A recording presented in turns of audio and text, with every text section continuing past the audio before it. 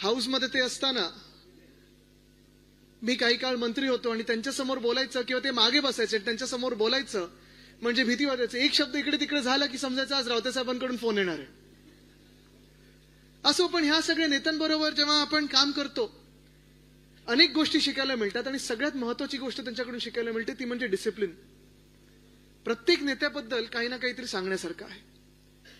जसं मी रावते साहेबांबद्दल सांगितलं की ते जे काम करण्याची पद्धत आहे त्यांची, मला आठवतं त्यांनी एकदा कापूस दिंडी काढली होती आणि उद्धव साहेबांनी मी त्यांच्यासोबत तिथे 1-2 दिवसांसाठी गेलो होतो आणि त्यांच्या पायाला अक्षरशः रावते साहेबांच्या फोड्या आल्या होत्या, अनवाणी चालत होते. आणि शेतकऱ्यांसाठी एक मुंबईत जन्मलेला माणूस, एक मुंबईत राहणारा माणूस, पूर्ण जे काही आयुष्य त्यांनी मुंबईत काढलेलं आहे, शेतकऱ्यांसाठी काय करू शकतो, किती मन तिथे लावू शकतो, किती हृदयाने काम करू शकतो, ह्याचं ज्वलंत उदाहरण म्हणजे रावते साहेब. देसाई साहेबांबद्दल काय सांगायचं. देसाई साहेबांबद्दल अर्थात अनेक वर्ष मी पाहत आलेलो आहे. उद्धव साहेबांसोबत काम करत असताना डोळे बंद करून विश्वास टाकून की हे काम होणार, 100% होणार, अशी एक व्यक्ती म्हणजे सुभाष देसाई साहेब. खरं जर पाहिलं गेलं तर त्यांना जवळून मी पाहिलं ते डॅव्हॉसमध्ये पाहिलं. त्यांचं वय मला वाटतं त्यावेळी देखील, आता किती वय असेल तुम्हाला माहितीये का कोणाला त्यांचं वय? 40-50 20 अंदाज एवढंच येतं, तेवढंच ठेवूया आपण वय. पण जे काय त्यांचं असेल ते तिथे आमच्या सर्वांच्या आधी उठायचे. डॅव्हॉसला मी पोहोचलो होतो, आमचं पूर्ण एक डेलिगेशन गेलो होतं. मी, देसाई साहेब आणि नितीन राऊत साहेब एकाच तिथे छोटे छोटे असं ते हॉटेलचे रूम्स असतात, तिथे आम्ही ते एका हॉटेलच्या रूम मध्ये 3 खोल्या होत्या, तिथे राहायचो. सकाळी प्राणायामचा आवाज असेल, ओम करण्याचा आवाज असेल, सकाळी 1.5-2 किलोमीटर चालून येण्याचं हे सगळं काम आमच्या सर्वांसाठी देसाई साहेब करायचे आणि मग दिवसाच्या कामाला लागायचे. आणि शेवटी देखील आम्ही ब्रीफिंग घ्यायचो ते त्यांच्याकडून, सगळे आम्ही मंत्री म्हणून एकत्र बसायचो आणि करायचो. पण हे सगळं होत असताना मला वाटतं जसं त्यांनी सांगितलं ना की उद्धव साहेबांनी त्यांना सांगितलं की देसाई साहेब आता आपल्या पदाचं काय करायचं. त्यांनी एका मिनिटात सांगितलं, मी नाही, आता दुसऱ्या नवीन तरुणांना संधी दिली पाहिजे, नवीन लोकांना संधी दिली पाहिजे. ह्याला बोलतात शिवसैनिक. आणि शिवसैनिक काय असतो हे त्यांनी दाखवलं. खरं तेही बोलू शकले असते ना की नाही नाही उद्धव साहेब तुम्ही मंत्री आहात, मुख्यमंत्री आहात, जरा 2 पद अजून मागून घ्या, मला काहीतरी द्या. ते बोलले मला एकही पद नको. त्यांनी एकच सांगितलं, मला शिवसेनेत काहीतरी जबाबदारी द्या, मला घरी बसू नका, मला पक्षाची काहीतरी जबाबदारी द्या, पक्ष बांधणीची जबाबदारी द्या. राजन विचारे साहेब तर इथे आहेतच. तुम्ही विचार करा, अनेक लोक जेव्हा आम्हाला भेटतात, काही काही असे पण आहेत आता जे आपले समोर लढले, लोकसभेत लढले, विधानसभेत लढले, समोर येतात, रडतात, नाही साहेब खूप प्रेशर आहे, काय करायचं, घरावर प्रेशर आहे, घरी कोणी ऐकत नाही. तुम्ही विचार करा, असं जर प्रेशर बाहेरच्यांवर असेल तर विचारे साहेबांवर किती असेल, किती सतवण्याचा प्रयत्न केला असेल, तरी देखील हरले नाहीत, रडले नाहीत, लढत राहतात. त्यांचं नाव राजन विचारे. विचार करा किती लढत असते. तसंच गीते साहेब आहेत. गीते साहेब अर्थात त्यांनी आता त्यांचा पूर्ण जे काही अनुभव आहे तो सांगितला. मंत्री असताना कसं दुसऱ्या मंत्र्यांच्या अंगावर गेले, पण हे सगळे अनुभव घेऊन आपण जेव्हा पुढे निघतो, चालत असतो, तेव्हा आज जे 4 लोकांनी सांगितलं ना ते हेच होतं की पद महत्वाचं नाहीये, आपण जबाबदारी काय घेतो पक्षातली ही फार महत्वाची, आणि ते आपल्याला विचार करून पुढे निघायचं. अनेक उतार चढाव येत असतात. असंही सांगण्यात येतं की सूर्योदयाच्या आधी सगळ्यात काळोखी रात्र जी असते ती सूर्योदयाच्या आधी असते. सूर्योदय अजून आपलं होणं गरजेचं आहे, तो होणार आणि तो सूर्योदय आपण आणणार आहोत. आणि त्या सूर्योदयाकडे चालत असताना, प्रवास करत असताना आज मी खास अभिनंदन करीन ते ह्या विभागाचं करीन की आपण आज हे शिबिर भरवलेलं आहे. रमेशजी आपलं अभिनंदन तर करतोच, सुरेशजी आपलं देखील करतो, सगळ्यांचं, महिला पुरुष सगळ्यांचं करतो. पण खास करून जेव्हा आजचा दिवस आपण निवडलेला आहे तेव्हा आज दुसरी अजून एक गोष्ट आहे. काय टीव्हीवर येणार आहे? मॅच. आणि क्रिकेट बोलल्यानंतर काही ठराविक बंधूंची आठवण येते. एक विचार समोर येतो, जसं आत्ता पांड्या बंधू आहेत, हार्दिक आहे, कृणाल आहे, येऊन चौफेर बॅटिंग करून जातात, 6-4 ते आले की आपल्याला कळतं की आता स्कोर आपला 100च्या पुढे जाणार आहे. तसं ऑस्ट्रेलियामध्ये देखील 2 असे बंधू होते, स्टीव्ह व मार्क वॉ. आणि तसंच ह्याच विभागात 2 बंधू आहेत. सुनील राऊत जी आहेत, आणि दुसरे ज्यांचं नाव सांगण्याची गरजच नाहीये.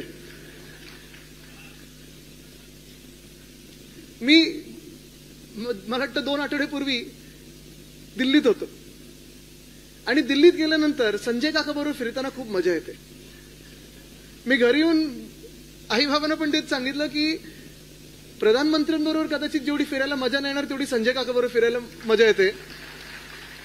कारण एका माणसाच्या हातात कुठचंही शासकीय पद नसताना, एका माणसाच्या हातात मंत्रीपद नसताना जी काही वट संजय काकांनी दिल्लीत बनवलेली आहे ना ती बघण्यासारखी असते. तुम्ही आवर्जून दिल्लीत जा आणि त्यांच्याबरोबर फिरा. प्रत्येक माणूस सगळीकडे. त्या दिवशी कोण आपल्या एअरपोर्टला गुरुजी असं करून तुम्हाला हे केलं. आणि नुसतं महाराष्ट्रातली लोक नाही तर देशभरातून लोक बघत असतात. त्यांचा आवाज देशात सगळीकडे जात असतो आणि ते इथे बसलेत म्हणून मी त्यांचं कौतुक करत नाही. घरी पण हेच सांगत असतो की तिथे प्रत्येक जण, तो भाजपचा जरी खासदार असेल ना, डोळा मारतो आणि सांगतो संजय काकाला, नाही संजय जी ठीक चल रहा है आपका, ऐसे ही लगे रहो. प्रेसवाले असं आपण वाटतं आपल्याला कोणीतरी, अरे हा गोदी मीडियातला आहे, तो पण येऊन हळूच असा हात दाबतो, संजय जी ठीक चल रहा है, ऐसे ही चलाते रहो. ही शिवसेना उद्धव बाळासाहेब ठाकरे पक्षाची वट आहे. आज जे काही मला बोलण्याची संधी दिलेली आहे, मुंबईचे हाल, मुंबईची झालेली अवस्था, मुंबई जिंकण्याची गरज, हे सांगण्याची गरज नाही. मला वाटतं आपण सगळे भोगत आहोत, पाहत आहोत. मुंबईकर म्हणून आपल्याला सगळ्यांना आजूबाजूला दिसतंय. मागच्या वर्षी काही महत्वाच्या निवडणुका झाल्या. लोकसभेची निवडणूक झाली आणि लोकसभेची निवडणूक आपण जिंकलो. होय, आपण जिंकलोच. कारण तुम्ही विचार करा, जे सत्ताधारी आपल्याला सांगत होते की आम्ही आता 300 पार आता 400 पार करणार आहोत, 2014 मध्ये आपण त्यांच्या सोबत होतो आणि सोबत आल्यानंतर ते 282चा आकडा गाठला. जवळपास 20-25 वर्षानंतर आपल्या देशात एक हाती सत्ता कोणाच्या हातात आली असेल ती भाजपच्या हातात आली. याचं कारण एक होतं, कारण त्यांचे मित्र पक्ष त्यांच्या सोबत होते आणि त्यांनी ह्या देशाला एक स्वप्न दाखवलं होतं की अच्छे दिन आने वाले है. 2019ला आपण ठरवलं होतं खरं की आपण आता विरोधी पक्ष म्हणून लढणार, आपण वेगळे लढणार. तरी देखील मातोश्री बंगल्यावर आले, तुमचं आमचं दैवत माझे आजोबा वंदनीय हिंदुहृदय सम्राट बाळासाहेब ठाकरेंच्या खोलीत आले, शब्द दिला आणि त्या शब्दापोटी आपण लढलो होतो, त्यांच्या सोबत लढलो होतो. निवडणुकीनंतर त्यांनी शब्द तो मोडला, खोटं बोलायचं ते बोलले, सवयीप्रमाणे वागले.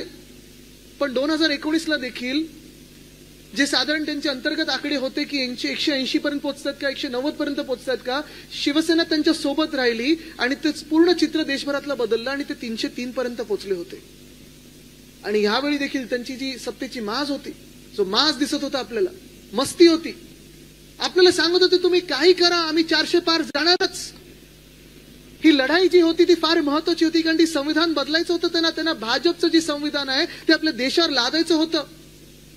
ही लढाई होती आणि आपण इंडिया आघाडी म्हणून ती लढाई जिंकलो. कारण ज्यांना वाटत होतं की त्यांचं बहुमताचं सरकार येणार, त्यांचं एकहाती सरकार काय, त्यांचं 400 पार करेल सरकार, त्यांना आपण 240 वर अडवलं. हे आपलं यश आहे आणि महाराष्ट्रात जिंकलोच लोकसभेची निवडणूक. पण देशभरात देखील असं मानतात की 70 सीटमध्ये त्यांनी घोटाळा केला, नाही तर त्यांचं सरकार तर बनतच नव्हतं. त्यानंतर लगेचच आपल्याला आठवत असेल 2 विधान परिषदा आल्या, बॅलेट पेपरवर झाल्या, मुंबईतल्या होत्या आणि काय निकाल आले, 2च्या 2 आपण जिंकलो. शिवसेना उद्धव बाळासाहेब ठाकरे पक्ष म्हणून जिंकलो. दिल्लीत त्यांचं सरकार बसलं होतं, महाराष्ट्रात त्यांचं खोके सरकार तर होतच. खोके धोके पैसे सगळं काही उडवलं त्यांनी, पण बॅलेट पेपरवर निवडणुका झाल्या आणि 2च्या 2 विधान परिषदा आपण जिंकलो. तिथे देखील इंडिया आघाडीला यश आलं, कारण महाराष्ट्रभरात जे चित्र होतं विधान परिषदांच्या निवडणुकीचं, जे लोकांमधून निवडून येतात, आमदारांमधून नाही लोकांमधून येतात, मग ते शिक्षक मतदारसंघ असो, पदवीधर मतदारसंघ असो, ह्या दोघांमधून आपण जिंकलो. सेनेटची निवडणूक झाली, इथून मला वाटतं परम कुठेत हे होते उमेदवार, कुठे गेले परम यादव, ठीक आहे राहू दे. पण त्या निवडणुकीत देखील आपण शिवसैनिक म्हणून एकटे लढलो आणि त्या निवडणुकीत देखील 10च्या 10 जागा आपण जिंकून आणल्या. हे आपलं यश आहे. 3 निवडणुका महत्वाच्या जिंकल्यानंतर विधानसभेत आपल्याला वाटलं की ठीक आहे आता 100% काय आपण जिंकतोच आहे. कुठे ना कुठे आपल्याला वाटायला लागलं की ठीक आहे आता थोडं आपण करू, जिंकू, आपण येतच आहे सरकार. कुठेही शांत बसलो नाही आपण, कारण लोकांसमोर विषय तर होतेच, भ्रष्टाचार विषय होताच, गद्दारी विषय होता, महाराष्ट्रातून उद्योगधंदे निघाले सगळे गुजरातला गेले हा विषय होताच, महाराष्ट्र अदानीच्या घशात घालतात हा विषय होताच. ती पण निवडणूक आपण खरं जिंकलो होतो जर यांनी वोटर फ्रॉड नसता केला, आणि तो वोटर फ्रॉड देखील आपण लोकांसमोर आणणार आहोत. मला वाटतं 1 महिन्यापूर्वी संजय राऊत साहेब होते, राहुल गांधीजी होते, सुप्रियाताई सुळे होत्या, आणि ह्या तिघांनी हा वोटर फ्रॉड जो झाला तो दिल्लीत पत्रकार परिषद घेऊन आपल्या लोकांसमोर आणलेला आहे. संजयजी, हा आपल्याला पुन्हा एकदा लोकांसमोर इथे मुंबईत बसून, पुण्यात बसून, नागपूरला जाऊन, कोल्हापूरला जाऊन, सोलापूरला जाऊन, वसई विरारला जाऊन, पालघरला जाऊन, सगळीकडे जाऊन सांगायला लागेल की तुमचं मत जे तुम्ही महाविकास आघाडीला दिलं होतं ते महायुतीला ह्यांनी फिरवलं कसं, किंबहुना ह्यांनी ही खोटी मतदार नोंदणी करून तुमचं मत खाल्लं कसं, हे आपल्याला लोकांसमोर आणायला लागेल. पण ठीक आहे, आपला पराभव झाला हे आपल्याला तात्पुरतं तरी मान्य करू. 3 निवडणुका जिंकलो, 1 निवडणुकीत पराभव झाला. जे बहुमताचं सरकार आलं, मी तिथे आमदार म्हणून बसतो, इथे सुनील राऊतजी आहेत जे आमदार म्हणून बसतात. आम्ही दोघांनी हे चित्र पाहिलेलं आहे. 2022ला जेव्हा आपलं सरकार ह्या गद्दारांनी पाडलं, जी कीड यांनी महाराष्ट्राला लावली, गद्दारीची असेल, खोकेबाजाची असेल, धोकेबाजाची असेल, तेव्हा ह्या सगळ्यांच्या चेहऱ्यावर एक आनंद होता, एक हसं होतं की चला आता आपलं सरकार बसतंय. पण यावेळी जेव्हा त्यांचं सरकार बनत होतं ना, रमेशजी तुम्हाला सांगतो, सगळे जे सत्ताधारी बाकावर बसले होते ते पण तेवढ्याच शॉकमध्ये होते जेवढे आपण सगळे आहोत की आपलं सरकार आलं कसं. सगळे एकमेकांकडे बघताय, तू पण निवडून आला, तू पण निवडून आला, अरे मला वाटलं तू पडतोय, नाही नाही मला वाटलं मी पडतोय. हे वातावरण आहे. आणि तुम्हाला अजूनही सांगतो मी, अनेक लोक मला आज सांगतात, पत्रकार जे आहेत मित्र ते सांगतात, भाजपमधले काही आहेत ओळखीचे ते सांगतात, जे जुन्या भाजपमधले आहेत, म्हणजे जी वाजपेयी साहेबांची भाजप होती, अडवाणी साहेबांची भाजप होती, इथे मुंबईत जर पाहायला गेलं तर प्रकाश मेहता असतील, राजपुरोहित असतील, ह्या सगळ्यांची भाजप होती. ज्यांना अजूनही शिवसेनेबद्दल थोडं प्रेम आहे, उद्धव साहेबांबद्दल प्रेम, आणि ज्यांना वाटतं की आजची भाजप आहे ही कॉन्ट्रॅक्टर लोकांची भाजप आहे, ही भाजप नाहीच आहे, ते मला सांगतात की आदित्यजी अजूनही आम्हाला माहित नाही आमचं सरकार आलं कसं. आणि मंत्रालयामध्ये तुम्ही गेलात तर वातावरण असं आहे की ह्या सरकारला ऑलरेडी 5 वर्ष होऊन गेलेले आहेत, सगळं काही हळू चाललेलं, हळू चाललेलं, हळू चाललेलं. पण आज आपण विचार करायला पाहिजे की आपण इथे उपस्थित का राहिलेलं आहे. मुंबईची अवस्था जी झालेली आहे, जे ध्येय आपलं आहे, मुंबई आपल्या हातातून जातं कामा नये, कारण आपल्या हातातून जर गेली तर ही मुंबई महाराष्ट्रातून तुटेल. आणि हे गुजरातचंच नाही, कारण आता कदाचित हे गुजरातच्या घशात घालणारच नाहीत, हे फक्त आणि फक्त अदानीच्या घशात घालतील मुंबईला. तिथे आपल्याला लढणं गरजेचं आहे, तिथे आपल्याला जिंकणं गरजेचं आहे, तिथे आपल्याला जातपात धर्म, कदाचित मी तुम्हाला हेही सांगेन, पक्ष विसरून शिवसेना उद्धव बाळासाहेब ठाकरे पक्षाच्या मागे उभं राहणं गरजेचं आहे. कारण ही मुंबई जर आपल्याला आपली ठेवायची असेल, या महाराष्ट्राची ठेवायची असेल, तर तुम्हाला लढणं गरजेचं आहे आणि जिंकणं तर गरजेचं आहेच. डोळे उघडून काम करणं गरजेचं आहे. बूथ मॅनेजमेंट, मला अनिल देसाई साहेब त्याच्यावर बोलणार आहेत. पण ते होत असताना आता मी ज्या रस्त्यावरनं येत होतो, मी तुम्हाला थोडी झलक देतो, मग तुम्ही ठरवायचं ह्या मुंबईसाठी लढायचं की नाही लढायचं. सुरुवात जर करायची झाली तर ह्याच महाकवी कालिदास नाट्यगृहाकडून करूया. ज्या खुर्च्यांवर आज तुम्ही बसलेला, ज्या मंचावर मी उभा राहिलेलो आहे, मला आठवतं ह्याचं नूतनीकरण जेव्हा आपण हाती घेतलं होतं तेव्हा आदेश बांदेकरजी असतील, अनेक कलाकारांना आपण इथे आणून समोर बसवलं, या स्टेजवर आणलं, रंगीत तालीम घेतली की हा मंच कसा असायला पाहिजे, हे ज्या लाकडी फळ्या आहेत त्याच्या खालती रेती कशी असायला पाहिजे, इथे आवाज घुमतो तो घुमला कसा नाही पाहिजे, घुमला तर आपलाच शिवसेनेचा घुमेल कसा आवाज, हे ठरवून आपण काम केलं होतं. कारण जी काही गोष्ट आपण करतो ती चांगलीच केली पाहिजे, जगात सर्वोत्तमच केली पाहिजे, हा विचार करून आपण करतो. जसं हे आहे तसं शहाजीराजे क्रीडा संकुल आपण पलीकडे अंधेरीमध्ये केलेलं आहे, अनेक गोष्टी या मुंबईमध्ये केलेल्या आहेत. आज जर तुम्ही मला मुंबईत कुठेही फिरवलं, मध्ये मी एक तो इंटरव्ह्यू केला होता, गाडीतून आम्ही फिरतोय, मी आणि तो एक व्यक्ती जो माझा इंटरव्ह्यू घेत होतो, आणि प्रत्येक गोष्ट मी बोट दाखवून सांगू शकतो, कारण राजकारण्यांना काय बोट दाखवायची सवयच असते. हे ह्यांनी केलं, हे त्यांनी केलं, तसं नाही. मी अभिमानाने सांगू शकतो, होय हे आमच्या शिवसेनेने केलंय, होय हे आमच्या शिवसेनेने केलंय, होय आमच्या शिवसेनेने केलंय. पण दुर्दैव आपलं एवढंच आहे, काल परवाकडे मी उद्धव साहेबांशीच गप्पा मारत होतो की अनेक गोष्टी आपण या महाराष्ट्रात केल्या, अनेक गोष्टी आपण सुरुवात केली आणि उद्घाटन कोणी भलतंच करत. म्हणजे आपण विचार करा, मुंबई पुणे एक्सप्रेसवे स्वप्न कोणाचं, विचार कोणाचा, भूमिपूजन, प्लॅनिंग, सुरुवात ती आपल्या काळात झाली. वंदनीय हिंदू सम्राट बाळासाहेब ठाकरेंनी अनेकदा सांगितलं होतं की सरळ रस्ता मुंबई ते पुणे आम्ही करू, तो केला आपण. सुरुवात झाली कामाला. मला आठवतं आपलं शिबिर असंच लोणावळ्यात होतं 2001-2002 साली. सरकार आपलं नुकतं गेलेलं. आपण तेव्हा प्रयत्न करत होतो की आता नवीन कसं काय पुढे वाटचाल करायची. तेव्हा देखील आपण सगळ्या आमदारांना बसमध्ये बसवून त्याच रस्त्यावरनं लोणावळ्याला घेऊन गेलो होतो. ती सुरुवात आपण केली, पण उद्घाटन केलं पुढच्या सरकारने. ही सीलिंग मुंबई बँड्रा वरळी सीलिंग जे झालंय, खरोखर माझ्या आजोबांचं स्वप्न होतं की नरिमन पॉईंट पर्यंत त्याच वेळी पोहोचलं असतं जर आपलं सरकार असतं तर. मला वाटतं 97 साली की काही 99 साली त्याचं भूमिपूजन झालं. 55 फ्लायओव्हर्स, उड्डाणपूल जे आपण करत होतो, ही दोन्ही कामं आपल्या वेळी सुरू केली. आपण मुंबईसाठी सुरू केली होती, मुंबईकरांसाठी सुरू केली होती. पण नेमकं आपलं सरकार बदललं आणि उद्घाटन कोणी केलं? पुढच्या सरकारने केलं. तसंच कोस्टल रोडचं काम आहे. मध्ये हे सगळे भाजपवाले उठतात की आम्ही केलं. चला मी तुम्हाला चॅलेंज लावून सांगतो, इथे मला उभं करा, इथे कुठच्याही भाजपच्या मुख्यमंत्र्याला उभं करा किंवा कुठच्याही मंत्र्याला उभं करा. प्रत्येक इंच मी त्या कोस्टल रोडचं सांगू शकतो आणि त्यांना देखील तसंच सांगायला लावा. बघूया कोणाला अजून काही येतं का. ट्विटर, कुठचंही सोशल मीडियाचं माध्यम घ्या, हे जे सगळे पत्रकार बंधू इथे आलेले त्यांना विचारा. महिने प्रत्येक महिन्यात आमची तिथे एक व्हिजिट असायची. ते टनल बोरिंग मशीनचं नाव मावळा हे मी दिलं होतं, कारण जसं छत्रपती शिवाजी महाराजांच्या मावळ्यांनी सह्याद्री पोखरले होते, तसा हा मावळा आपला टनल बोरिंग मशीन मुंबईच्या खालतून गेलेला भूमिगत मार्ग जो काढलेला आहे त्या मावळ्याने काढलेला आहे. पण प्रत्येक महिन्यात तिथे व्हिजिट करायचो. प्रत्येक आठवड्यात साईट व्हिजिटचे आम्ही रिपोर्ट्स घ्यायचो. प्रत्येक दिवशी पुढे काय करायचं याच्यावर काम करायचो. MTHL, ज्याला अटल सेतू नाव ठेवलं, MTHL देखील. आणि तुम्हाला कोस्टल रोड पद्धत वैशिष्ट्य सांगतो. 2 कोस्टल रोड झाले. एक कोस्टल रोड नॉर्थ बाउंड म्हणजे वांद्रा ते कांदिवली आणि पुढे आता वसई विरार पर्यंत गेलेलं, ते 2014 सालीच अर्ध फाडलं आणि कोणाच्या हाती दिलं असेल? MSRDC खातं. MSRDC खातं कोणाकडे होतं 2014 सालापासून?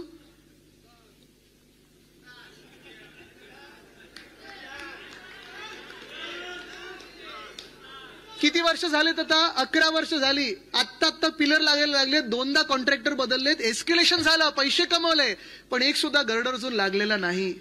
हे त्यांचं काम. आणि उद्धव साहेबांनी जे BMCच्या मार्फत हाती घेतलं काम, ते आज आपण बघतोय. जर आपलं सरकार असतं तर डिसेंबर 2023 पर्यंत पूर्ण झालं असतं कोस्टल रोड. आज मुंबईकरांना खरोखर जो मोकळा मार्ग मिळालेला आहे. मी प्रत्येक दिवशी आता विधान भवनला जाताना उद्धव साहेबांना भेटतो आणि सांगतो की तुमच्यामुळे काम झालेलं आहे. मी वांद्र्यावरनं विधान भवन जो मला 1-1.5 तास लागायचा 20 मिनिटात पोहोचतो. मुंबईकरांना मोकळा श्वास जो मिळालेला आहे ते उद्धव साहेबांच्या विजन मुळे झालेलं आहे. आणि उद्धव साहेबांनी ही विजन ही पहिल्यांदा 2012 मध्ये मांडली होती. 2014 पासून आपण याचा पाठपुरावा सुरू केला. जावडेकर साहेबांना 2-3दा मी स्वतः भेटायला गेलोय, कारण त्यांनी केंद्राच्या परवानगी असतात त्या उशीर केला. 17 मध्ये परवानगी मिळाली. भूमिपूजन आपण केलं होतं आणि आज काम दिसते. जर आपलं सरकार असतं तर हे डिसेंबर 2023 पर्यंत आपण कोस्टल रोड पूर्णच्या पूर्ण पुरा तयार केला असता आणि लोकांना आपण तिथे नेलं असतं. गार्डन झाले असते, सायकल ट्रॅक झाले असते. अटल सेतू खरं तर हा नोव्हेंबर 2023 मध्ये व्हायला पाहिजे होता, पण तो देखील त्यांनी डिले केला. पण उद्धव साहेबांनी पहिलं गर्डर लॉन्चिंग केल्यानंतर आपण आपलं सरकार पडेपर्यंत 82% काम पूर्ण केलं होतं. तसंच वरळी शिवडी कनेक्टर आपल्या काळात जवळपास 48% काम पूर्ण झालं होतं. आता ह्यांचं सरकार 2.5 वर्षाचं होतं. आपल्या साधारणपणे 21 ते 22 मध्ये 48% काम ज्या रस्त्याचं पूर्ण होतं, ह्यांचे सरकार 2.5 वर्ष 3 वर्ष झाली. पुढचे 10% पण पुढे गेले नाहीत. ह्यांची टक्केवारी वेगळी असते, पण कामांची टक्केवारी कुठेही दिसत नाही. असं दुर्दैवी सरकार, अवकाळी सरकार आपल्या डोक्यावर बसलेलं आहे. मुंबई विरोधी सरकार बसलेलं आहे. आता ज्या ईस्टर्न फ्रीवेवरनं येत होतो मी, तुम्ही देखील ईस्टर्न फ्रीवे वापरत असाल ना रोज? गेल्या मला सांगा 1.5 वर्षामध्ये किती वेळा रिसर्फेसिंगचं काम झालं त्याच्यावर? मी मोजलेलं 3दा झालं. 3दा. कोस्टल रोडचं काम आत्ता पूर्ण झालेलं आहे, त्याच्यावर रिसर्फेसिंग पॅच सुरू झालेले आहेत. आणि अनिल देसाई साहेब, तुम्ही आज इथे आलेला आहात. लोकसभेचे तुम्ही खासदार म्हणून जेव्हा दादर माहीम मधून लढत होतात, तिथे व्ह्यूइंग डेक जो आपण बनवला, तसाच आपण मलबार हिलच्या तिथे बनवला. पण हे सगळं काम आपण जे हाती घेतलं होतं, माझं दुःख एवढंच आहे, माझं पोटदुखी एवढीच आहे. जर आज आपलं सरकार असतं, गेल्या 5 वर्षात देखील आपलं सरकार असतं, तर ह्या मुंबईला आपण कुठच्या कुठे नेलं असतं. मी तुम्हाला 4 गोष्टींमध्ये मुंबईची हालत कशी खराब होते आणि मुंबई पुन्हा एकदा महापौर मुंबईत शिवसेना उद्धव बाळासाहेब ठाकरे पक्षाचाच का असावा हे सांगतो. पहिली गोष्ट, रस्ता घोटाळा. आज आपण पाहतोय, सोशल मीडिया उघडा तुम्ही, दहिसरमध्ये कोण राहत असेल, कोणी वांद्र्यात राहत असेल, कोणी जिहूत राहत असेल, कोणी कुठेही राहत असेल, एकच सगळ्यांची कंप्लेंट आहे, काय खोदून ठेवलंय. मला तर वाटायला लागले आता बीएमसी काही आपल्या रस्त्यांखाली शोधतंय की काय असं वाटायला लागलेलं आहे. कदाचित त्यांना पुरातन काहीतरी मिळेल तिथे. एक साम्राज्य होतं पुरातन आणि 1000-2000 वर्षापूर्वीचं काहीतरी साम्राज्य त्यांना सापडेल. पण हे कशासाठी होते, कोणासाठी होते, का म्हणून होते, ह्याचं कारण एकच आहे. 2 वर्षापूर्वी 15 जानेवारी 2023ला मी पत्रकार परिषद घेतली होती आणि सांगितलं होतं की ह्या मुंबईमध्ये एक रस्ता घोटाळा होत आहे. प्रधानमंत्री महोदयांना मी सांगितलं होतं, विनंती केली होती की प्रधानमंत्री महोदय आपण देशाचे प्रधानमंत्री आहात, आपली बदनामी आम्हालाही चालणार नाही, आपल्या हातून चुकीच्या कामाचं भूमिपूजन व्हायला नको, आपण ह्या रस्त्याचं भूमिपूजन करू नका. तेव्हा 6080 कोटीचं टेंडर निघालं होतं. मी पत्रकार परिषद घेतली. एकनाथ शिंदे यांचे 5 मित्र मोठे कॉन्ट्रॅक्टर ह्यांना 5 पॅकेट दिली होती. 5 भाग मुंबईचे पाडले त्यांनी 5 पॅकेट दिली होती. प्रत्येकाला 3-3 लोकांनी टेंडर भरलं होतं. एकाला टेंडर मिळतं, दोघांनी अबव मध्ये भरायचं. 100 कोटीहून जास्ती म्हणजे जवळपास 10% त्या पूर्ण टेंडरचे अडव्हान्स मोबिलायझेशन मध्ये देणार होते. 6080 कोटीमधून अडव्हान्स मोबिलायझेशन देणार होते. आपण विचार करा किती पैसे या कॉन्ट्रॅक्टर मित्रांच्या हाती एकनाथ शिंदेंचे जाणार होते. पत्रकार परिषद मी घेतल्यानंतर मी त्यांना चॅलेंज केलं, मी मुख्यमंत्र्यांना चॅलेंज केलं. मी म्हणलं चला तुमचे सगळं खातं येऊन घेऊन बसा माझ्यासमोर, मी एकटा इथे बोलायला तुमच्यासोबत तयार आहे, मीडियासमोर बोलले आणि मी तुम्हाला प्रूव्ह करून दाखवतो की हा घोटाळा कसा आहे. तेव्हा त्यांनी उत्तर दिलं होतं, आता खड्डेमुक्त करू, 2 वर्षात रस्ते खड्डेमुक्त करू. अरे म्हणून किती वर्ष उलटून गेलीत, 3 वर्ष उलटून गेली. स्वतः मुख्यमंत्री पद पण सुटलं त्यांचं. मुंबई खड्डेमुक्त झालीये का? कारण मी तुम्हाला सांगतो, मी गेले 10 वर्ष मुंबई महानगरपालिका जवळून पाहिलेली आहे. अनेक शहरांचा अभ्यास करत असतो. जर कोणी तुम्हाला आत्ताच्या जगात सांगितलं ना की 1 वर्षात मी रस्ता खड्डमुक्त करून देतो की कुठचंही शहर खड्डमुक्त करून देतो, तो खोटं बोलतो व्यक्ती. कोणी जर सांगितलं तुम्हाला मी पूरमुक्त करून देतो कुठचंही शहर, ती व्यक्ती खोटं बोलते. तुम्ही न्यूयॉर्क बद्दल बोला, लंडन बद्दल बोला, सॅन फ्रान्सिस्को बद्दल बोला, मुंबई बद्दल बोला, शांघाय बद्दल बोला, हे काम हे सुरूच असतं. कारण मुंबई किंवा कुठच्याही शहरामध्ये जेवढी लोकसंख्या आहे, जेवढी गाड्यांची संख्या असते, जेवढं पूर्ण विकासाचं काम चालू असतं, हे सतत बदलत असतं.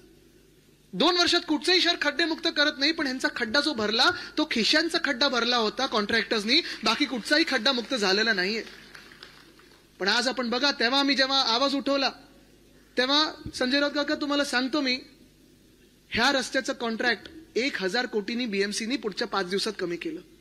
म्हणजे 1000 कोटी मी एका पत्रकार परिषद घेऊन वाचवले होते. ते मुंबईकरांचे वाचवले, ते तुमचे आमचे वाचवले.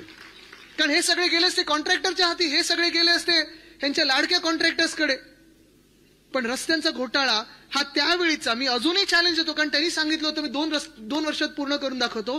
2023 सालात जी कामं सुरू झालेली आहेत, मुंबई महानगरपालिकेने आता उत्तर दिलेलं आहे की त्याच्यातून फक्त आणि फक्त 26% काम झालेलं आहे. किती? 26.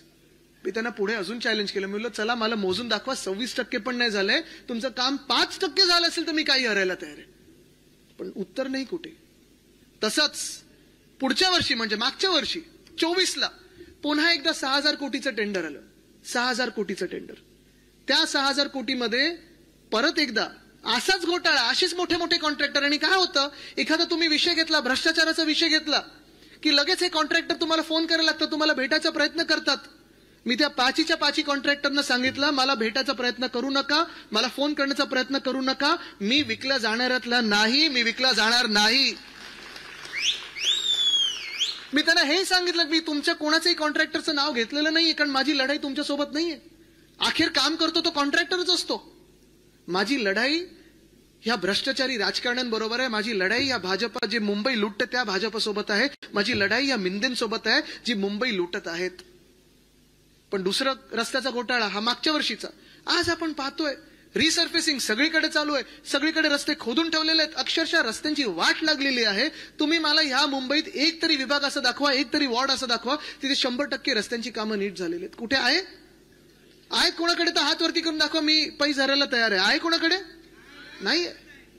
पण तसंच हा रस्त्यांचा जसा विषय होतो तसं दुसऱ्या बाजूला सगळ्यात महत्वाचं खातं मुंबईसाठी म्हणजे आरोग्य खातं आहे. मुंबईत आपल्या मुंबई महानगरपालिकेचं जे साधारण कर्तव्य असतं, कुठच्याही महानगरपालिकेचं कर्तव्य असतं, मूळ कर्तव्य जे असतं ते म्हणजे प्रायमरी हेल्थकेअर असतं. प्रायमरी हेल्थकेअर, प्राथमिक आरोग्य केंद्र, दवाखाना ज्याला आपण बोलतो. पण कदाचित मुंबई महानगरपालिका एकमेव महानगरपालिका आहे गेल्या 25 वर्षात जी उद्धव साहेबांनी काळजीपूर्वक वाढवलेली आहे, ज्याच्यात फक्त आपण प्रायमरी हेल्थकेअरवर थांबलो नाही तर आपले चांगले हॉस्पिटल झाले. कदाचित देशभरात काय, आशिया खंडात काय, जगभरात एकमेव महानगरपालिका असेल जिथे स्वतःचे स्पेशालिटी हॉस्पिटल आहेत, सुपर स्पेशालिटी हॉस्पिटल आहेत, 4 आपल्या मेडिकल कॉलेजेस आहेत. पण दुर्दैव असं की हेच सगळी जी यंत्रणा आपण कोविडच्या काळात WHO म्हणजे जागतिक आरोग्य संस्थेने ज्याचं कौतुक केलं, धारावी मॉडेल म्हणून कौतुक केलं, सगळ्याचं कौतुक केलं. आपण 2017 साली जेव्हा निवडणुका जिंकलो होतो तेव्हा आपल्याकडे आपल्या हॉस्पिटलमध्ये साधारणपणे 13,764 बेड्स होते. ते वाढवून आपण कोविडच्या काळात अजून कुठपर्यंत तरी नेले होते, 15,000 पर्यंत नेले होते. आज तुम्ही दवाखान्यांची हालत बघा, आज हॉस्पिटल्सची हालत बघा. आज गेल्या 2 वर्षामध्ये हे मिंदे सरकार असेल किंवा भाजपचं सरकार असेल, गेल्या 2 वर्षामध्ये जी हालत मुंबई महानगरपालिकेचंच काय, नागपूर महानगरपालिका बघा की कुठच्याही दवाखान्यांची बघा, औषधं मिळतात का? नाही. परवाकडे आम्ही हाऊसमध्ये विषय घेतला होता, मंत्री 2 मंत्री उभे राहिले पण मंत्र्यांना उत्तर देण्याला जमत नव्हतं. औषधं देखील खोटी येत होती. ते खेकड्या मंत्र्यांनी जो घोटाळा करून ठेवला होता ते असा भयानक घोटाळा करून ठेवला होता की औषधं खोटी आलीच तर, पण माझ्या आजोबांच्या नावाने म्हणजे आपले वंदनीय हिंदुराव सम्राट बाळासाहेब ठाकरेंच्या नावाने जो दवाखाना आहे उघडलेला आहे, हे आपलं स्वप्न होतं, हे आपली वचन होतं, ते त्यांनी वचनपूर्ती करण्याचा प्रयत्न केला पण त्याच्यात पण घोटाळा केला. तुम्ही विचार करा, तिथे औषधं नाहीत, डॉक्टर बिचारे काम करतात, रेसिडेंट डॉक्टर काम करतात, नर्सेस काम करतात. अधिवेशनाच्या काळात डीनला बोलवलं जातं, डीनला 4 तास विधान भवनात बसवलं जातं. का? तर मंत्र्यांना उत्तर देता यावी म्हणून.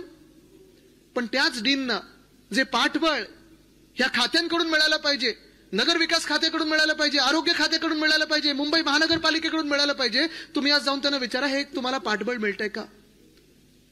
आपण आंदोलनं केली, केईम मध्ये केलं, जेजेला केलं, तिकडच्या सगळ्या डॉक्टर्सने सोबत घेऊन केलं. कारण एखादा पेशंट तुमच्या समोर आल्यानंतर जर औषधच नसतील तर तुम्ही त्यांना देणार तरी काय?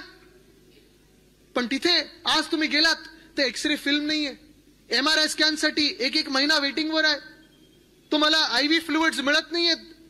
डॉक्टर आणि डीनना सांगितलं जाते की CSR मधून तुम्ही खरेदी करा, आमच्याकडे देण्यासाठी पैसे नाहीयेत. पण जे CPD सेंट्रल परचेस डिपार्टमेंट ज्या इथे नगरसेवक म्हणून ज्यांनी काम केलंय, तुम्हाला सांगतोय मी, तुम्हाला हे माहितीच असेल, ज्या CPD सेंट्रल परचेस डिपार्टमेंट ज्यांनी खरोखर औषधं घ्यायला पाहिजेत, विकत घ्यायला पाहिजे, ज्यांचं कामच मुळात हे आहे की आपले सगळे दवाखाने असतील, आपले सगळे आरोग्य केंद्र असतील, आपले सगळे हॉस्पिटल्स असतील, इथे औषधाचा पाठपुरावा करून तिथे सगळा पुरावा करणं गरजेचं आहे, ते न करता, पुरवठा करणं गरजेचं आहे, ते न करता ह्या सेंट्रल परचेस डिपार्टमेंटला कशात लावलंय तर स्ट्रीट फर्निचरच्या घोटाळ्यात लावलंय. मिंदेंनी हे पूर्ण खातं जे आहे, ज्यांनी औषधाचा पुरवठा केला पाहिजे, विकत घेऊन पुरवठा या सगळ्या हॉस्पिटलने केला पाहिजे, तेच खातं वापरलं तर स्ट्रीट फर्निचरसाठी. जो घोटाळा मी केस टाकली आहे लोकायुक्तमध्ये आहे, तिथे लढत आहे, मी एकटा लढत आहे, कारण माझ्या मुंबईचा पैसा मी वाया जाऊ देणार नाही. पण स्ट्रीट फर्निचरचा घोटाळा, असा भयानक घोटाळा, 10,000 कुंड्या विकत घेतात झाडांच्या, पण झाडं कुठची लावणार त्याच्यात त्यांना माहितीच नाहीये. 30,000 बेंच घेणार आहेत, लावणार कुठे कोणालाच माहिती नाहीये. तसाच सॅनिटरी पॅड वेंडिंग मशीनचा घोटाळा, की वेंडिंग मशीन घेणार पण सॅनिटरी पॅड त्याच्यात कुठचे लागणार हे आम्हाला माहितीच नाहीये. एवढं निर्लज्जपणे हा सगळा कारभार चाललेला आहे. आरोग्य खातं आपण पाहतोय भयानकपणे कोसळलेलं आहे. आणि आजच मी पाहतोय ना, सगळ्या मुंबईमध्ये तुम्ही पाहा ना, प्रत्येकाला आज सर्दी खोकला ताप आहे ना, पोट बिघडलेलं आहे, कोणातरी सर्दी झालेली आहे, अलर्जीनी, धूळ कुठेतरी आहे, वातावरण बघा तुम्ही, हवामान बघा, उत्तर द्यायला आज मुंबईमध्ये कोणी आहे का? कोणी नाहीये. आज राज्य सरकार म्हणून असेल, महानगरपालिका तर हे 3 वर्ष घेतलीच नाही आणि हिंमतच नाही. आणि माझ्या कानावर जे ऐकू येत आहे त्यांना मेच्या शेवटाला आहे ना निवडणुका घ्यायच्या आहेत, कारण यांचं कॅल्क्युलेशन असं आहे भाजपचं की मे मध्ये आपला कोकणी माणूस जातो गावात, कोल्हापूरचे जातात गावात, महाराष्ट्रातले आपले आपले गावी गेल्यानंतर मुंबई जिंकण्याचा एकमेव त्यांचा कार्यक्रम हाच आहे की मेच्या शेवटाला निवडणुका घ्यायच्या. तयार आहात का लढायला की गावी जाणार?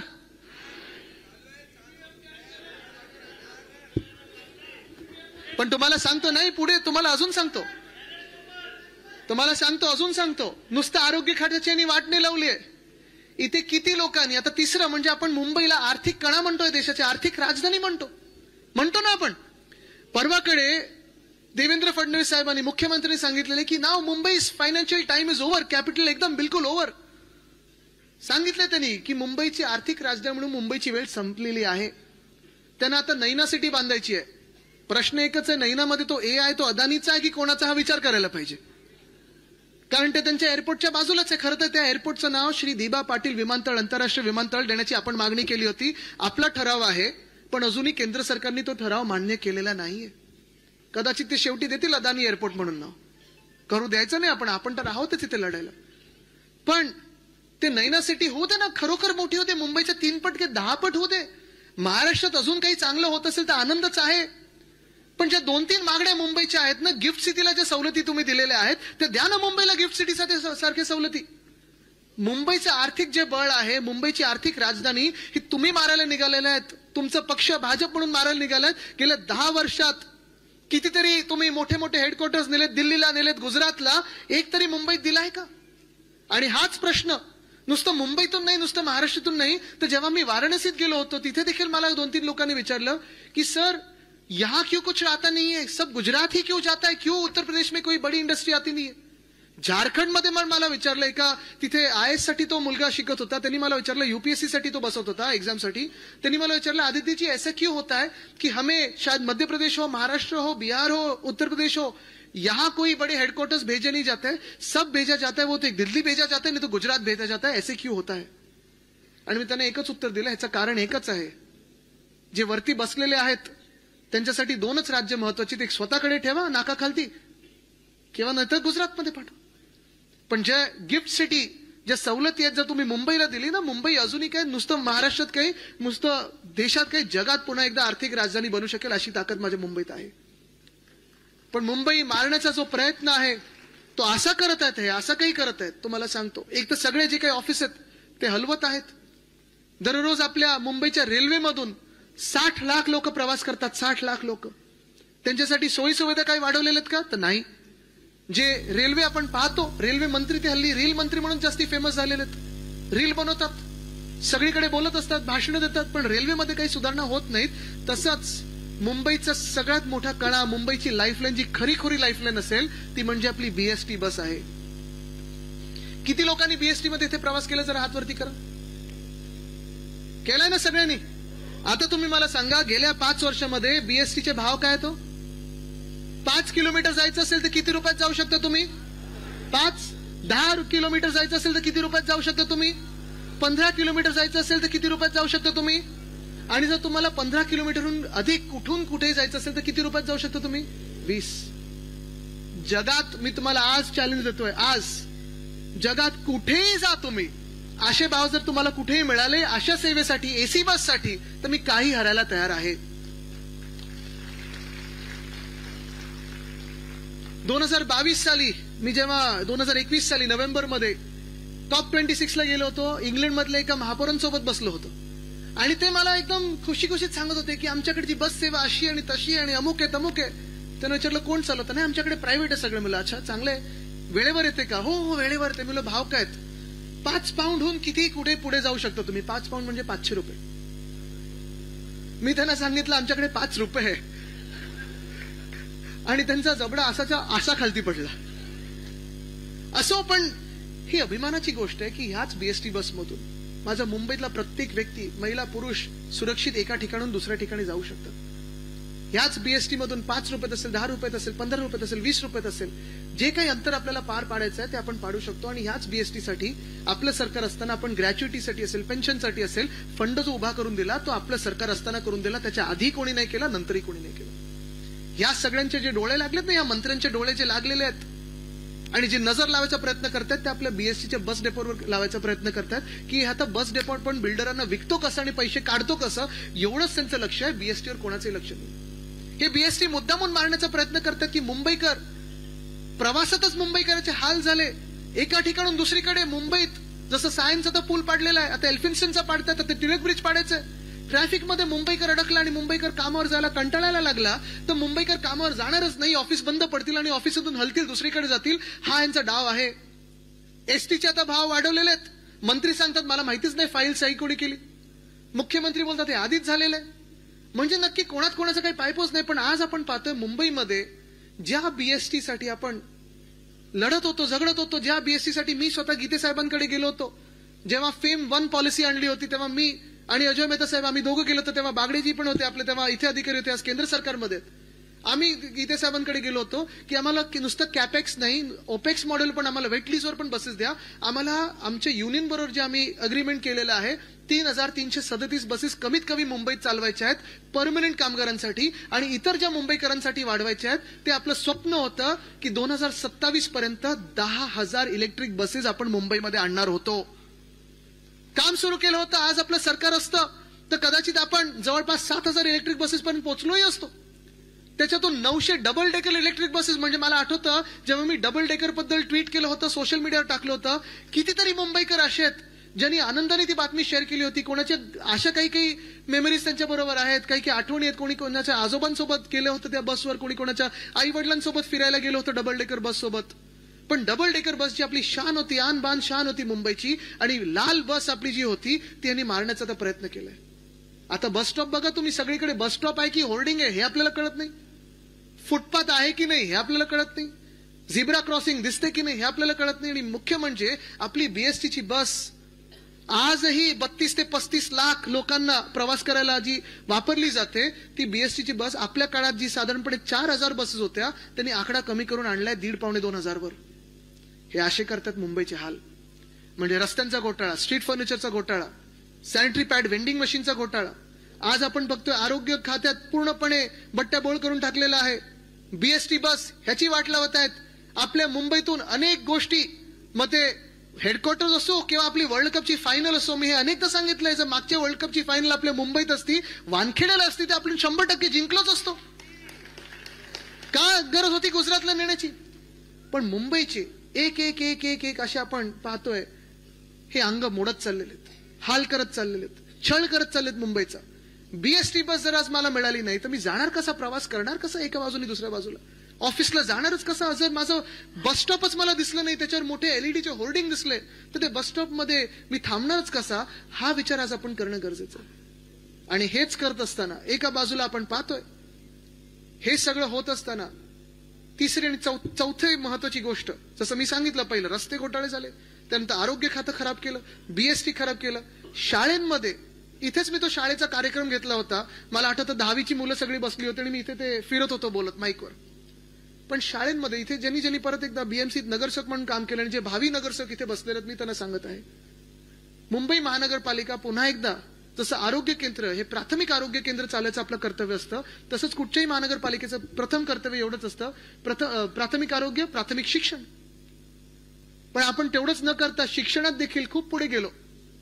2011 साली उद्धव साहेबांनी व्हर्च्युअल क्लासरूम हे पहिलं आपल्या मुंबई महानगरपालिकेत आणलं. आज जगात चर्चा होते ती आर्टिफिशियल इंटेलिजन्सची होते, डिजिटायझेशनची होते.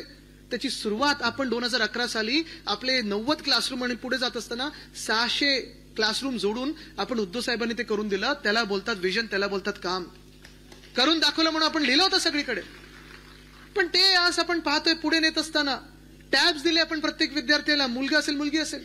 आपल्या मुंबई महानगरपालिकेच्या 1234 शाळेंमध्ये इंग्लिशमध्ये शिकवलं जातं, मराठीमध्ये शिकवलं जातं, सेमी इंग्लिशमध्ये शिकवलं जातं, गुजरातीमध्ये शिकवलं जातं, हिंदीत शिकवलं जातं, उर्दूत शिकवलं जातं, तमिळ, तेलुगू, कन्नड ह्या सगळ्या 9 भाषांमध्ये शिकवलं जातं. 10वी भाषा जी आपण आणली होती ते तंत्रज्ञान म्हणजे टेक्नॉलॉजी, ही 10वी भाषा जगातली जी सर्वात महत्वाची आहे ती आपण आणली होती. माझे आजोबा वंदनीय हिंदुराव सम्राट बाळासाहेब ठाकरे मला नेहमी सांगायचे की आदित्य शिकत राहा. जगात कुठेही मी गेलो तर त्यांच्यासाठी एक डिक्शनरी आणायचो आणि ते देखील जे काही त्यांना इंग्लिशमध्ये शब्द त्यांना वाटायचे की अरे ह्याचा वापर कसा करायचा, ह्याचा उच्चार कसा करायचा, ह्याचा अर्थ काय, ते मार्किंग करून ठेवायचे. आणि मला शाळेतून आल्यानंतर विचारायचे की आदित्य ह्याचा अर्थ जरा काढूया आपण, चल डिक्शनरी किंवा थिसॉरस मधून. त्यांनी मला फ्रेंच शिकायला थोडं प्रोत्साहित केलं होतं. सगळीकडे त्यांनी मला एवढंच सांगितलं होतं, आदित्य जगात सगळ्या भाषा तू शिकायलाच पाहिजे, मातृभाषा ही आलीच पाहिजे. पण जगात वेगळ्या वेगळ्या ज्या भाषा शिकू शकलात तर तुला कोणी थांबू शकत नाही. आणि माझा प्रयत्न हाच होता की आपल्या शाळांमध्ये जेवढं काही इतर गोष्टी आपण शिकू शकू, मग ते खेळांमध्ये असेल, क्रिकेट असेल, फुटबॉल असेल, कबड्डी असेल, हॉकी असेल, मग ते आपण पाहतो सुनीता विल्यम्स असतील किंवा त्यावेळीच्या कल्पना चावला असतील, चंद्रापर्यंत पोहोचणं असेल, मार्सपर्यंत पोहोचणं असेल, हे अमेरिकेतल्याच मुलांनी का स्वप्न पाहावं, त्याचे क्लासेस आपण मुंबईत पण सुरू केले होते, मुंबई महानगरपालिकेच्या शाळेत पण सुरू केले होते. ऍस्ट्रॉनॉमी म्हणजे नुसतं अवकाश रात्री बघायचं नाही, आज तर आपले तारे दिसतच नाहीत रात्री, प्रदूषण एवढं झालेलं आहे. पण ह्या सगळ्या गोष्टी आपण सुरू केल्या. त्या वाघोबा क्लब सुरू केलं होतं. मुंबई महानगरपालिकेच्या शाळेत आपण सीबीएसई आणलं. परत एकदा मी सांगतो, सीबीएसई, आयसीएसई, आयबी IGSE आणणारा आपण एकमेव बोर्ड होतो या देशभरामध्ये आणि पहिलं बोर्ड होतो. दिल्लीचं कौतुक होतंच आणि झालंच पाहिजे, पण आपण ते महानगरपालिका म्हणून आणलं. आज त्या शाळांना फंडिंग कमी मिळतंय, टीचर्सची भरती थांबलेली आहे, टीचर्सचं ट्रेनिंग प्रोग्राम थांबलेलं आहे. हे चित्र मुंबईचं हे भयानक होत चाललेलं आहे. राहणं कठीण झालंय मुंबईमध्ये. आपण पाहतोय, मी तुम्हाला एक शेवटचा आणि सगळ्यात महत्वाचा जो निर्धार करायचा मुद्दा आहे तो सांगणार आहे. मग नुसतं निर्धार करायचं की धारदार होऊन आता तुटून पडायचा हा विचार तुम्ही करायचा आहे. शेवटचा मुद्दा धारावी. किती लोकांनी ऐकलंय? सगळ्यांनी ऐकलंय ना? आता तुम्हाला सांगतो याचं गुपित काय. हे सगळं जे चालू आहे ना, तुम्हाला BST मधून बाहेर ठेवलं जातंय, आरोग्य केंद्र हे मोडकळीस आलेलं आहे, शाळांमध्ये टीचर ट्रेनिंग होत नाहीये, ह्या सगळ्या गोष्टी का होत आहेत? तुम्हाला छोट्या छोट्या छोट्या छोट्या विषयांमध्ये गुंतवून ठेवण्यासाठी. म्हणजे तुम्ही रोज विचार करणार, अरे अदानीबद्दल मी काय विचार करणार, धारावी कोण घेते, घेऊ दे ना, मला माझा कचरा धाराबाहेरचा उचलला पाहिजे. पाणीच गढूळ येत आहे, माझ्या घरात पाणी येत नाही, मी अदानीबद्दल आणि धारावीबद्दल लढायला का रस्त्यावर येऊ? अरे 100 वर्षापूर्वी, 500 वर्षापूर्वी कोण बरोबर होतं, कोण बरोबर नव्हतं, गांधी बरोबर होते की स्वातंत्र्यवीर सावरकर बरोबर ते, ह्याच्यात आपल्याला लढत ठेवतायत, भूतकाळात आपल्याला लढत ठेवतात एवढ्यासाठी की आपलं भविष्य असेल, आपलं आत्ताचं जे जीवन आहे आणि आत्ता जे आपले मुंबई लुटतात ना त्याच्यावर आपलं लक्ष जाऊ नये म्हणून ह्याच्यात तुम्हाला गुंतून ठेवलेलं आहे. हा विचार तुम्ही केला पाहिजे. मी परवाकडे पण विधान भवनात गेल्यानंतर मला हाच विचार पडलेला, अरे निवडणूक प्रक्रियेवर एवढा खर्च होतो, आम्ही सगळे आमदार म्हणून जे निवडून जातो, तुम्ही सगळे मतदान करता, हे कशासाठी? एकामेकांवर तिथे जाऊन ओरडण्यासाठी, भांडण्यासाठी की कोण 500 वर्षापूर्वी, 1000 वर्षापूर्वी, 50,000 वर्षापूर्वी योग्य होतं, कोण नव्हतं? किती इतिहासावर आपण लढत बसणार? मी इतिहासाचा विद्यार्थी आहे, पण किती वर्ष आपण त्याच्यातच राहणार? कोणी आजच्या बद्दल आणि उद्याबद्दल कोणी आपल्यासाठी लढणार आहे की नाही, आपल्यासाठी आवाज उठवणार आहे की नाही? एका बाजूला आपल्याला भूतकाळात लढवतात, एका बाजूला आपल्या इतिहासात रमवतात आणि दुसऱ्या बाजूला आपली मुंबईची लुटतायत ना, ती ह्या माध्यमातून लुटतात की आज जो धारावीतला घोटाळा होतोय तो कदाचित जगाच्या पाठीवर सर्वात मोठा होणारा घोटाळा आहे. धारावीची जमीन ही आमच्या शेजारची जमीन आहे. कदाचित तुम्ही पण येता जाताना पाहत असाल, मातोश्रीवर येताना धारावीतूनच यायला लागतं. धारावी जमीन ही साधारणपणे 300 एकर आहे. 300 एकर. धारावीचा पुनर्विकास व्हायलाच पाहिजे, ह्याचे मत आपलं पण आहे. आपल्या सरकारमध्ये पण कदाचित हे टेंडर निघालं असतं. पण धारावीच्या पुनर्विकासासाठी 300 एकर आणि त्याच्या बाजूचे 240 एकर असे साधारणपणे 540 एकरचा भूखंड हा अदानीला दिला गेलाय. टेंडरच्या माध्यमातून दिला. काही कदाचित चुकीचं असेल नसेल ही एक वेगळी गोष्ट झाली. पुनर्विकासासाठी कदाचित आपलं सरकार पण असतं, त्यावेळी कदाचित अदानी जिंकू शकले असते, कोणी जिंकू शकले असते. पण ह्याच्या पुढचं जे आहे ना, हे भीतीदायक आहे. हे तुम्ही लक्षात घ्या आणि मग ठरवा, निर्धारच करून बसायचे की धारदारून रस्त्यावर उतरायचं. नाही, आत्ता जर तुम्हाला एवढी चिड असेल तर पुढचं तुम्हाला सांगतोय. ह्या धारावीच्या टेंडरमध्ये, कारण आपण काय आरोप करत होतो, ज्या काही थोडीफार माहिती होती त्याच्यावर आपण बोलत होतो. मी 2 ते 4 रात्री बसलो होतो आणि ते टेंडर पूर्ण वाचून काढलं. माझी एक सवय, घाणेरडी सवय, की मी हायलायटर घेऊन बसतो.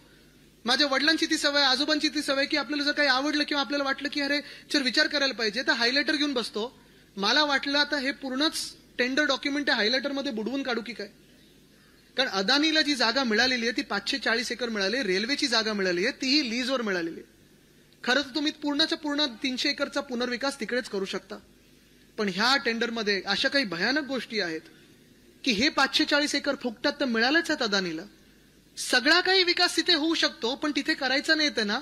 तिथे ती जागा सोडून मुंबईत अधिकचे 540 एकर मुंबईभरात त्यांना आत्ता तरी दिलेले आहेत. म्हणजे धारावी गिळलं, धारावीतली रेल्वेची जमीन गिळली, त्याच्या बाहेर कुर्ल्यातली मदर डेअरीची जमीन गिळली, मुलुंडची जमीन गिळली, कांजूरमार्गची जमीन गिळली. परत अजून कुठेतरी पश्चिम उपनगरात त्यांना जमिनी पाहिजेत. आपले जे सॉल्ट पॅन आतापर्यंत नॉन डेव्हलपमेंट झोन होते, मुंबईच्या पर्यावरणासाठी महत्वाचे आहेत. आणि जिथे आता मी येतो तो कांजूरमार्गला 102 एकरचा जो प्लॉट आपण मेट्रो 4 आणि 14 साठी घेत होतो, 10,000 कोटी जनतेचे वाचत होतो, तो यांनी खोटं दाखवलं होतं. सॉल्ट पॅन आहे, आता बोलतात सॉल्ट पॅन नाही, तिथे पण अदानीलाच यांना जागा द्यायची. हे कशासाठी होते, कोणासाठी होते? मुंबईचे 1080 एकर हे कोणाच्या घशात टाकले जातात आणि का टाकले जातात हे तुम्ही मला सांगा. तुम्ही सगळे मुंबईकर आहात ना? खरे मुंबईकर आहात ना की खोटे आणून बसवलेत ऍक्टर? खरे आहेत ना? आता तुम्ही मला सांगा, किती वर्ष तुम्ही मुंबईत राहताय हो? जन्मापासून राहताय. तुम्हाला मुंबईत 1 इंच जागा फुकटात मिळू शकते का? मिळू शकते का? चला आत्ता जाऊन मंत्रालयात एक दाखला द्या की मी मुंबईकर आहे, इथेच माझा जन्म झाला, इथेच मी वयाचे 40 वर्षापर्यंत राहिलेलो आहे, मला 1 फूट जागा फुकटात द्या. मिळेल तुम्हाला जागा?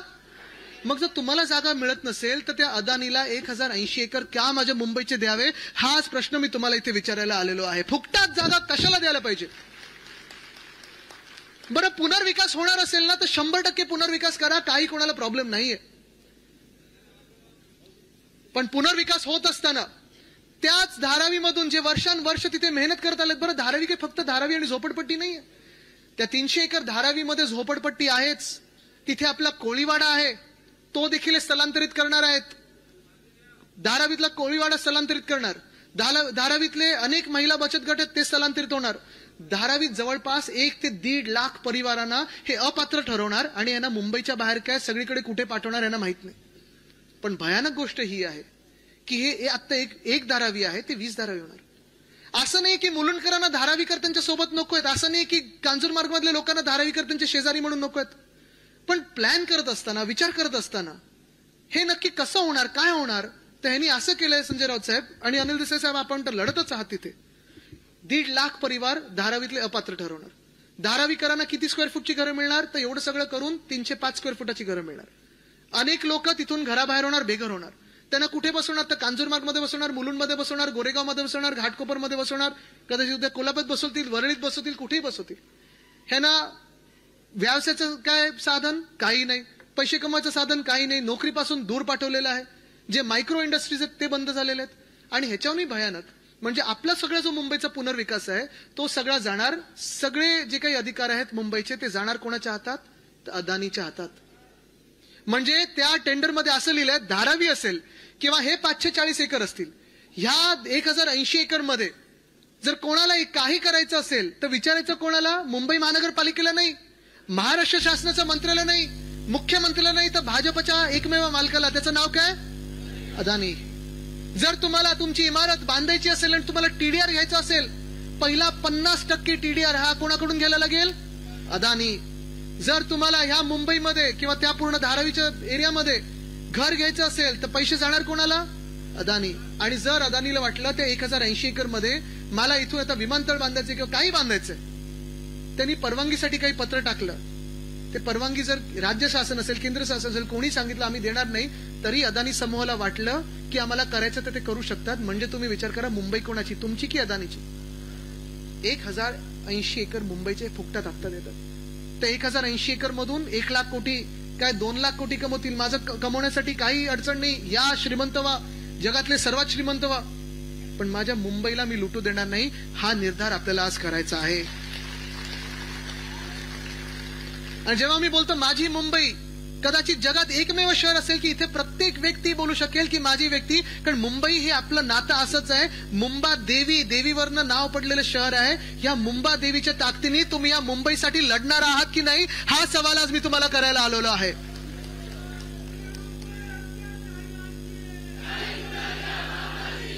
आज मुंबईची गरज आहे ती आपण सर्वांनी रस्त्यावर उतरण्याची, आज मुंबईची गरज आहे ती मतदान केंद्रावर उतरण्याची, आज मुंबईची गरज आहे जातपात धर्म राजकीय भेदभाव सोडून मुंबईसाठी लढण्याची. त्या मुंबईसाठी, आपल्या मुंबईसाठी तुम्ही लढायला तयार आहात का, हा प्रश्न मी तुम्हाला विचारायला आलोय. कारण अनेक शिबिरं होऊ शकतात, शिबिरांमधून खूप काही शिकण्यासारखं असतं, पण या शिबिरामधून आपण का लढतोय, हा काच सवाल, काच उत्तर हे फार महत्वाचं. आणि काच उत्तर एकच आहे, मुंबई मुंबई मुंबई. या मुंबईच्या श्वासासाठी, या मुंबईच्या सन्मानासाठी, या मुंबईच्या आत्म्यासाठी तुम्ही लढणार आहात का? अनेक आमिष दिली जातील, कदाचित निवडणुका आत्ता होतील, निवडणुका नंतर होतील, पैसे दिले जातील, तुम्हाला विकले जाणार की मुंबईसाठी लढणार? तुम्हाला पद दिली जातील, तुम्हाला नगरसेवक पदाची तिकीट ऑफर होतील, काय करणार? मुंबई त्यांच्या अदानीच्या घशात घालणार की तुमच्याकडे ठेवणार? कधी आपण मंत्री बनू शकतो, कधी तुम्ही नगरसेवक बनू शकता, पण जर अदानीच्या हातात ही मुंबई गेली तर तुमचं स्वप्न हे चिरडलं जाईल, मुंबईकरांचं स्वप्न चिरडलं जाईल. आमची पिढी तुम्हाला विचारेल, कारण आम्ही तर लढतच आहोत, मी एकटा लढलो तरी चालेल, पाठीवर वार काय रक्त बंबाळून लढीन, पण माझ्या मुंबईसाठी लढणार म्हणजे लढणारच. ही तयारी जर तुमची असेल तर ह्या मेळाव्याला यश आलं असं मी समजेन. तयार आहात लढायला? उद्धव साहेबांसाठी लढायला तयार आहात का? मुंबईसाठी लढायला तयार आहात का? आज जिथेही मी जातोय एक नाव जे मुंबईकरांच्या चेहऱ्यावर असतं, एक त्यांच्या ओठात असतं, ते म्हणजे उद्धव बाळासाहेब ठाकरे. ज्यांना ज्यांना मुंबईवर प्रेम आहे त्यांना उद्धव साहेबांवर प्रेम आहे. आणि हे प्रेम आपण कायम ठेवणं गरजेचं आहे. हे नातं जे आहे ते प्रेमाचं नातं आहे, पण हे नातं हे ज्वलंत एका धगधगत्या शिवसैनिकाचं. आणि ती शिवसेना बालेकिल्ला मुंबई जिथे आहे, हा निर्धार मेळावा आपला आहे, शिबिर आहे. पण असंच शिबिर आपल्याला सत्ताधारी नगरसेवकांचं घ्यायचं असेल तर ह्या मुंबईला वाचवण्यासाठी घ्यायचं असेल. तयार आहात? तयार आहात? तयार आहात?